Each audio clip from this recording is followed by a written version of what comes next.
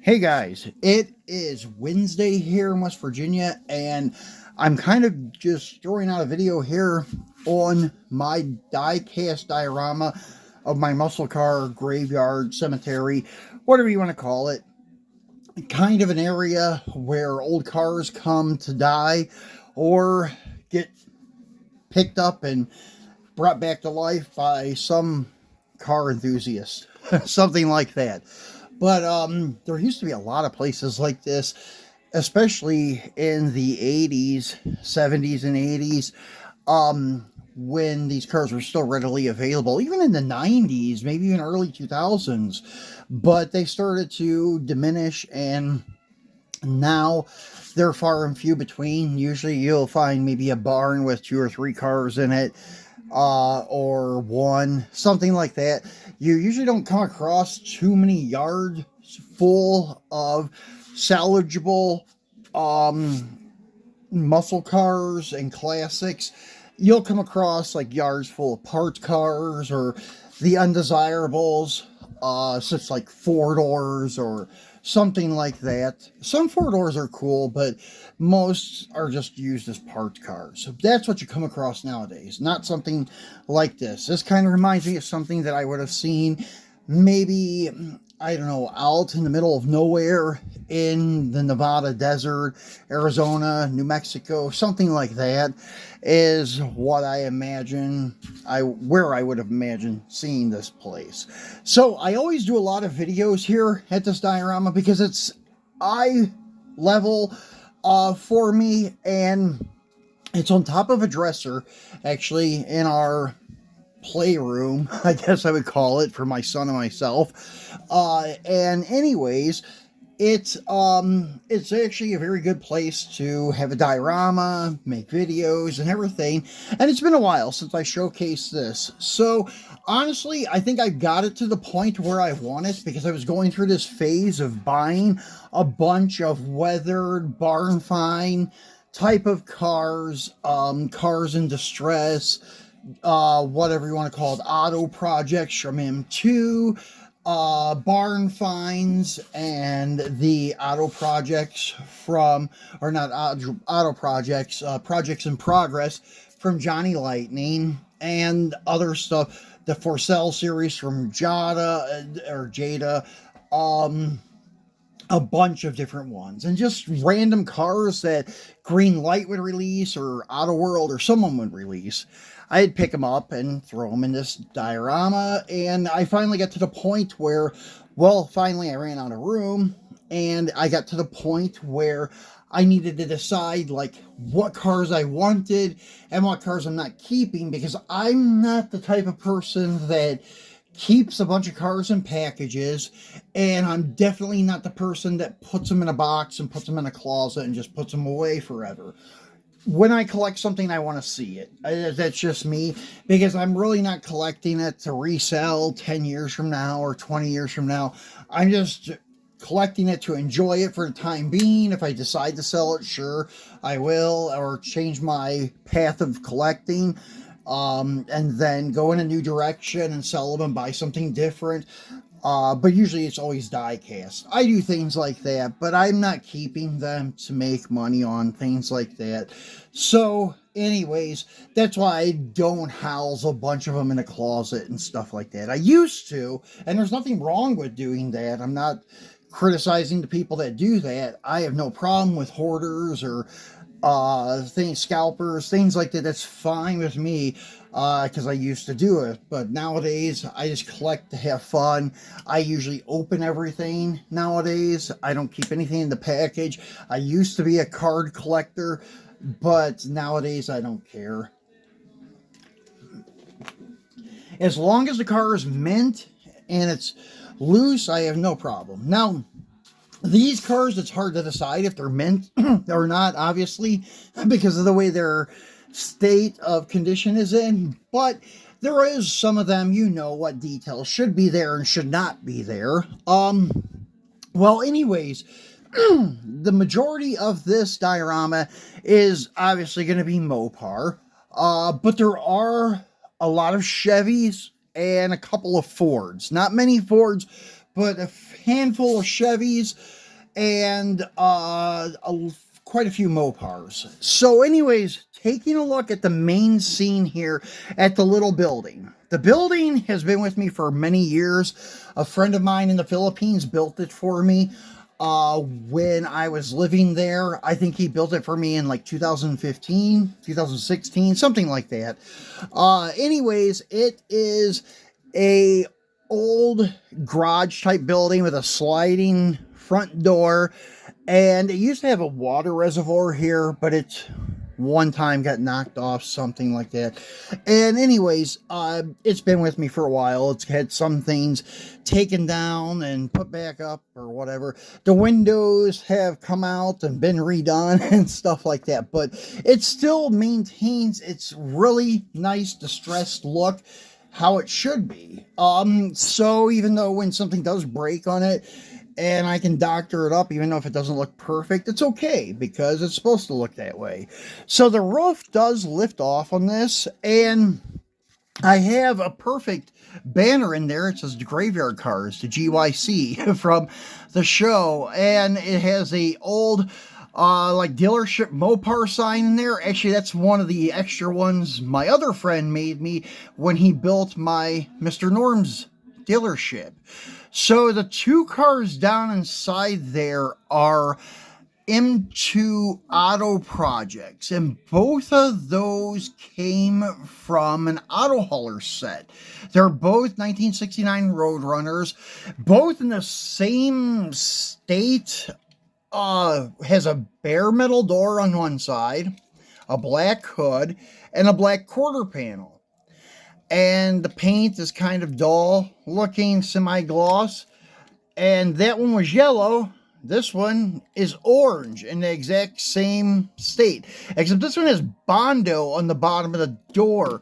I don't think the yellow one has that. No, the yellow one does not have that. But anyways, the first one released was the orange one. It came with an A100 van, and the yellow one is more recent. It came with a Dodge pickup truck. I can't remember which one it was either. I think it was the, let me see. I'm trying to think here. Yeah, I honestly don't remember which one it was. Oh, it was the white pick-em-up. Actually, yeah, probably in a couple of days or so, I'm going to show you guys my pick-em-up truck collection. I finally found another red one so I could slam it on the ground, and now I got all the lifted versions and slam versions of the pick-em-ups. There's a red one and the white one, which came with that yellow Roadrunner. And then there is a pink one that was a Walmart exclusive. So anyways, back to this. So here, this is a Johnny Lightning pickup. It came from one of those, they don't call it hitch and tow. I forget what they call it, tow and go or whatever, from Johnny Lightning. But yeah, this truck was from one of their sets. It's a 65 Chevy.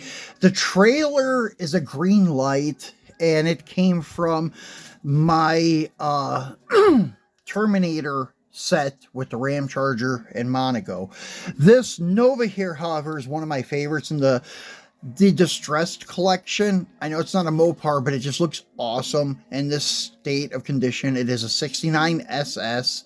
Looks really cool. Even under the hood, they did a great job with making it look weathered. Dirty windows, everything. It looks really good. Torque thrust wheels, like error correct for like an early 70s hot rod. And then we have the General Mayhem. That's a pretty pricey Hot Wheel nowadays. But as I said, I bought it and ripped it right open to put it in the collection out here in the diorama. So really didn't care about its value. I paid, I think, $70 for it, but hey, I needed it or wanted it. Didn't really need it. I wanted it for my collection. The Challengers out here are from Greenlight. These two are a little bit too shiny, in my opinion, but they do fit in the diorama a little bit as like cars that are projects as you drive them or something like that. That one is from Supernatural. This is from the Hollywood box set. It was a 10-car box set. I think it was a Toys R Us exclusive. And this is NCIS Jethro Gibbs Challenger before he restored it. This is Christine in the partial restored, and I've actually taken a Scotch-Brite and dulled out some of the red on it to make it look a little more weathered than what it is, so it would fit in the diorama. I wanted another one of the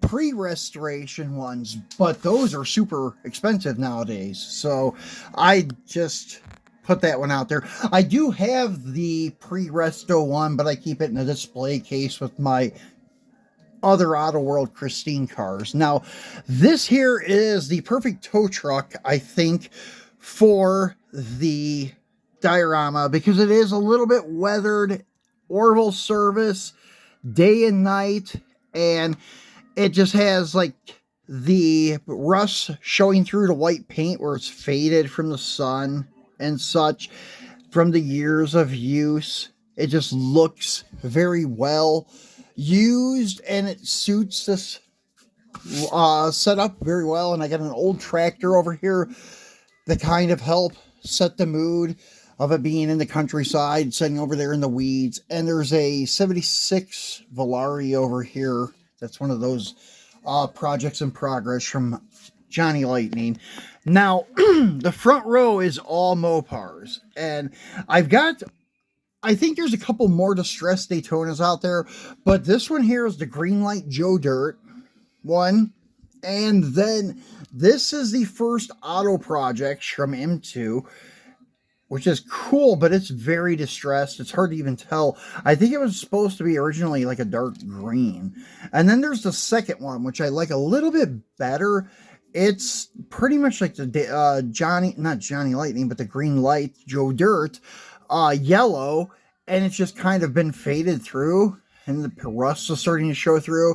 And at one point, maybe it lost its hood, and they had to get a replacement in white. And then this guy here is another box set exclusive from Greenlight. This is a Supernatural Roadrunner from the tin from Supernatural. It has like a, I don't know, a watered down faded paint job. Like, it looks like it was sitting out in the weather for years, and it has like the runs on it that has eaten through the clear coat. And sometimes you'll see cars like this and the runs are like rusty from the water that has run down on the car for so many years. And this is the first Auto Projects Roadrunner. Hemi Roadrunner, missing hood. I like how they did that with missing parts. Some of them don't look so good because the way they made the casting, it don't look realistic. But some of them do look okay. Like the Cuda, it looks okay. But it should have like some bigger holes in the core support. But it's okay with the missing grill. It's so small, the opening, it's not that noticeable. And then there's a couple others here. This is the last like single package auto project they released, but they're not releasing them in a series anymore. They did have release 1, release 2, release 3 that were 6-piece sets, individually boxed, but now they're just randomly throwing one in a Authentics or a Detroit Muscle series. They're even doing that with trucks too. I wish they went back to the more defined series, like Authentics for classic cars, Detroit Muscle was all your muscle, then they had auto trucks for the trucks, and things like that. It was more uniform. Nowadays, it's just all randomly thrown together for Detroit Muscle and Authentics. So, here's a couple from M2, the first release and second release of Auto Projects. Here's the Blues Brothers car from Greenlight. It fits in pretty good. I tried to stay pretty much to scale with everything, and I know some M2 stuff is not true to scale, so it's kind of hard. And then same with Greenlight. The Greenlight Novas, maybe are a hair bit small, but not too bad. Their 70 Chevelles are way small. They're the same size as the Nova, so I did not keep my Greenlight Chevelle. I did keep my M2 one from an auto hauler set. The Greenlight Monte Carlo does meet the 1/64 scale size, and this Ace Ventura one is very cool. Hard to find nowadays. It was a hard one to get. And then back here is the C60 from the Auto Figs from the first release from M2. And then this is the farm truck, the drag truck. And I got that one. I think I found it on eBay. I don't think it came from a swap meet, but anyways, it looks like it has some paint issues, but it doesn't really matter because the truck is supposed to be a beater. The paint looks really blotchy. It doesn't look like paint rash or anything like that. It just looks weird. Like the paint did not set right and it left blotches. Like it's not one flat spot. It's like blotchy. Hard to explain. It's not shades, but it just looks like the paint's like raised in some areas. It's weird, but it fits really well because it's supposed to be in a junkyard. Then I think this is the Missouri barn find or the Kentucky barn find. I cannot remember. But anyways, yeah, there's that one. And then this is the Jada for sale. That's one of the very few cars that they have that is like actual 1/64 scale. It fits in perfect here. Another one that I wanted to find again, but they're pricey here in the States. They were cheap in the Philippines, is the 60 El Camino for sale. It's kind of lowered to the ground like a lowrider, but it looks good in the rusty patina look because it doesn't even look like a lowrider. It looks like maybe the suspension just gave out or something like that. Then there is the 66 El Camino from Johnny Lightning's Projects in Progress. The M249 Merc, which is a hair bit small, but it works. The Greenlight 68 Mustang, which is, I think, pretty much spot on. Maybe just a hair small, but not too bad. And then there goes that piece of paper. And a Thunderbird from the Mac Tools set that came with that Nova. I have the Dodge truck too, but it's with my Dodge trucks. And as I said, I have other Christines that are patinaed, but they're in the Christine display case with, I think there's 6 Christines in there, or 6 Autoworld Furies that are for like my Christine display. But anyways, guys, that's it for this diorama. I just wanted to give you a rundown what I had in there, and this is the final go on it. That's how it's gonna look. As you can see, I've got parts just thrown everywhere, scattered around, laying around. Truck beds, the El Camino bed full of random bumpers and wheels and tires, air cleaners laying on hoods of cars, and there's a dog walking around and little blotches of grass everywhere. My son and I made the parking lot, or the dirt lot, I should say, that kind of fit around the building's floor. And we got it where it was perfect thickness because he used, I think, like 1/4-inch plywood, and we got the 1/4-inch foam board and used it, and it worked out okay. So yeah, that's it, guys. So hope you enjoyed looking at our junkyard diorama, and I will try to be back on Friday to break something open for you. I just haven't found nothing lately. I have some stuff coming in the mail, but I don't know what's going to get here first or when it's going to get here. Some stuff's coming from China, so not so sure. Some stuff is doubles because I wanted to get some doubles of my M2 trucks to have lifted and slam versions, and maybe we'll do a video on those someday. Where I have the original lifted and made a slammed, or vice versa, had a lowered one and made a lifted one, and so forth. But we'll figure something out and get you another video out this week. I know I forgot all about Mopar Monday this week. It's kind of just been a slow spell of diecast lately. So enjoy the rest of your weekend, guys, and I'll try to be back Friday or Saturday to crack something open for you.